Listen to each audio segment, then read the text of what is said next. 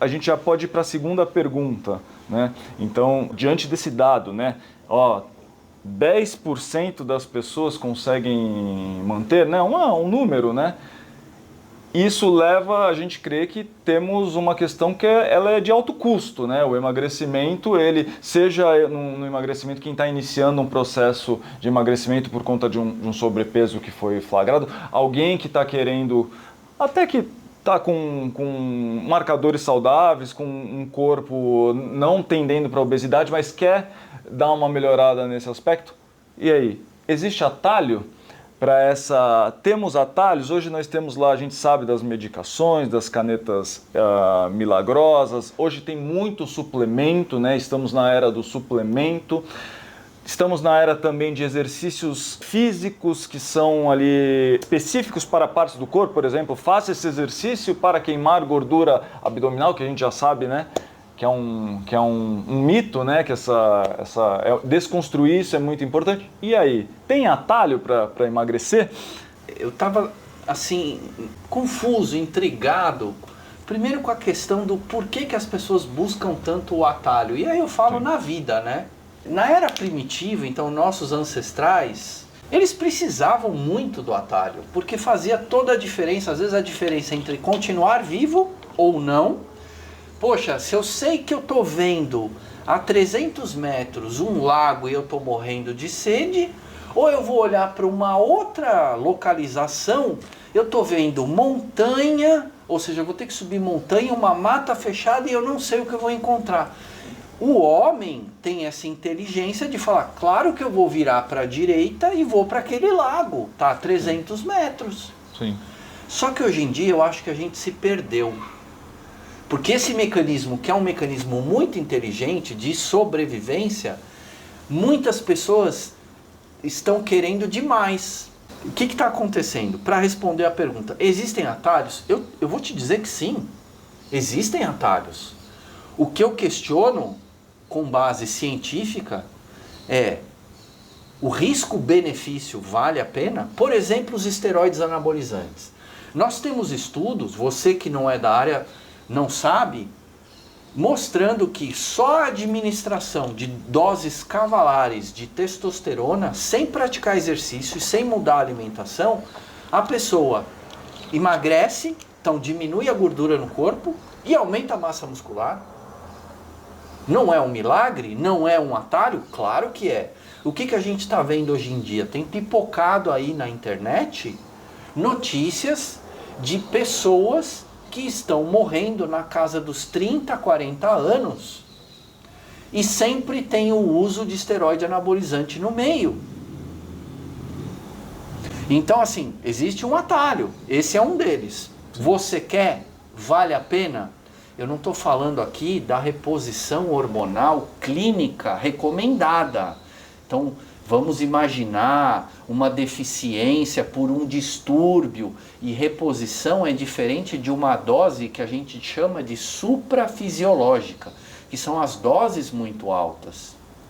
E aí a reposição hormonal ela envolve, por exemplo, as mulheres que estão entrando na menopausa, as pessoas mais idosas, não a galera que está dos 30 aos 50 querendo shape.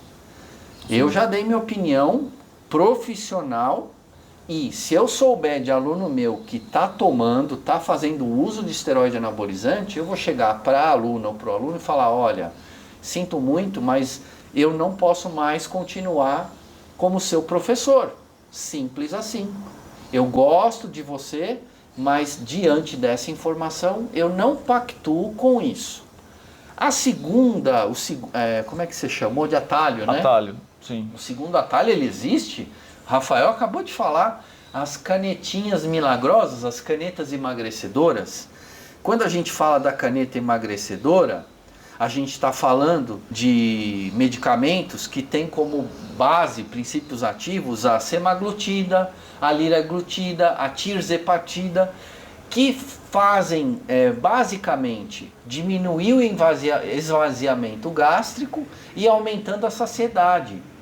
Já tem surgido estudos do pós-uso das canetas. O que tem acontecido? Diminuição da massa muscular Porque a pessoa deixa de comer.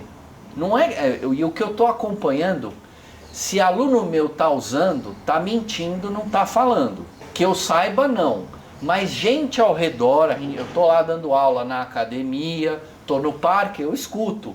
Ah, eu estou usando, eu não sinto fome nenhuma, não sei o quê. Eu acho isso ruim demais, porque você, mesmo querendo emagrecer, você precisa comer. Aí se você deixar de comer e já não tem energia, porque tá privado de energia e vai fazer um exercício subótimo, pouco intenso, mesmo na musculação, a chance de você perder massa muscular é grande. E é o que esses estudos pós-caneta, quando as pessoas pararam de usar, de ministrar a tirzepatida, a semaglutida, a liraglutida, quando pararam de usar, mostrou que elas perderam massa muscular e um tempo depois elas engordaram tudo de novo. Alguma coisa está acontecendo, fora outros efeitos colaterais. Os atalhos existem, fica a seu critério, mas o que nós temos que eu não chamo de atalho, e você certamente não? Estratégias mais apropriadas, que funcionam mais, que têm mais respaldo pelos estudos científicos. Aí eu já aproveito para falar da musculação. Tem uma meta-análise que ela não é antiga, de 2015 até 2026, 11 anos na ciência, não é muita coisa. Essa meta-análise pegou, selecionou os melhores estudos com base em desenho experimental e viu lá que a musculação é o exercício que mais contribuiu no processo de emagrecimento. Olha que coisa, porque a gente fica olhando para as calorias. Sim. E um treino de musculação, ele normalmente gasta menos calorias em comparação, por exemplo, com a corrida. A gente está falando não de atalhos, de estratégias que são reconhecidas, recomendadas. Musculação. Uma outra estratégia, o treino cardio, mas não é o cardio tradicional. É o HIIT, o treino intervalado de alta intensidade. Para quem não conhece, está assistindo, saber, é quando você vai pegar ou o elíptico, ou a bicicleta, ou a esteira, e você vai fazer 2 minutos bem intensos, por exemplo, estou falando 2 minutos, pode ser 1 minuto, pode ser 3, no máximo 3. E você alterna 2 minutos, por exemplo, intensos, difícil suportar, e aí você vai fazer 2 minutos bem levinho. Vai fazer essa alternância entre intenso e leve várias vezes. Claro que para isso você precisa ter um acompanhamento. Se você vem sedentário, não vai entrar logo de cara no HIIT. Mas é a segunda estratégia que foi apontada por essa meta-análise. Também dá um efeito legal como coadjuvante no emagrecimento. Sim. Mas não tem atalho. Existem estratégias mais reconhecidas como eficazes. Sim. Pensando nisso, foi falado muito de consequências. O atalho, ele está muito atrelado, de repente, a gente pegar um caminho que ele vai exigir um pouco menos esforço, ele vai exigir um pouco menos de dedicação. Teoricamente, é algo que a gente sabe que para atingir um determinado patamar, para você deixar o seu organismo, vamos dizer assim, em ponto de bala, para ele ter uma continuidade no emagrecimento saudável, num ganho de massa magra, né? uma musculatura mais robusta, vai caindo aquele índice de percentual de gordura, né? Os seus exames clínicos lá, aquela batelada de exames, os índices vão melhorando. A gente sabe que isso vai exigir ali uma série de... Vamos colocar que a pessoa vai precisar ter um traço de personalidade ali mais dirigente sendo colocado em ação.